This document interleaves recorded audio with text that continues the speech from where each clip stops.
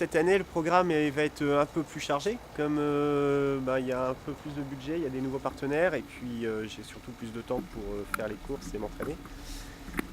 Donc là, j'ai déjà été participer à une course au Sable d'Olonne. Donc c'est les courses d'avant-saison. Avant solitaire, ce sont des courses de préparation, ce qu'on appelle des courses événementielles. Ça permet à la fois d'aller naviguer sur des épreuves régionales, de rencontrer les autres coureurs, et puis de parfaire surtout l'entraînement en vue de la solitaire. Donc en parallèle, il y a déjà des épreuves du championnat de France qui ont commencé, que je ne peux pas aller faire parce que le budget ne le permet pas. Donc en ce moment, par exemple, il y a une transatlantique. Donc la première épreuve du championnat de France, c'était cette transatlantique. Les plus gros budgets sont partis dessus. Donc les gens qui commandent des budgets plus modestes, on a des courses qui sont organisées en France en attendant d'arriver sur la Solitaire du Figaro, qui est vraiment le gros morceau événementiel du circuit, et qui débutera, lui, mi-juillet. C'est-à-dire que mi-juillet, il va falloir que mon bateau soit à Perros-Guirec. Donc ensuite, sur un mois, on va aller à Perros-Guirec, Caen, Dublin, les Sables d'Olonne, Dieppe.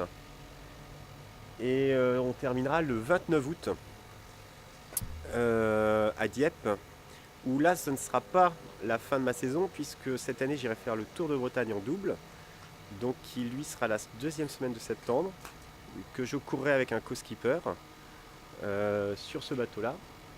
Puis ensuite, si le temps le permet, et puis si le budget aussi le permet, j'irai sûrement faire la dernière épreuve du championnat de France de course au large en solitaire, qui est une épreuve qui se déroulera cette année, il me semble, sur Quiberon, sans vouloir dire de bêtises.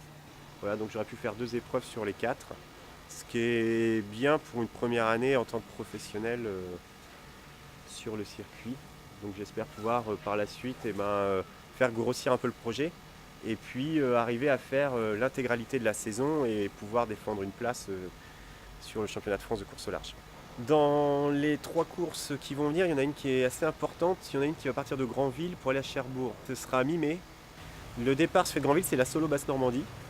Donc pour moi, c'est hyper intéressant, puisque ça permet à mes partenaires de participer au plus près de la course en étant sur place.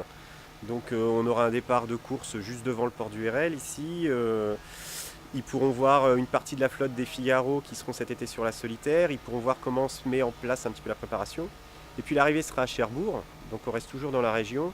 Ça permet à d'autres partenaires de venir, ça permet de bien présenter le projet aussi sur le territoire bas-normand.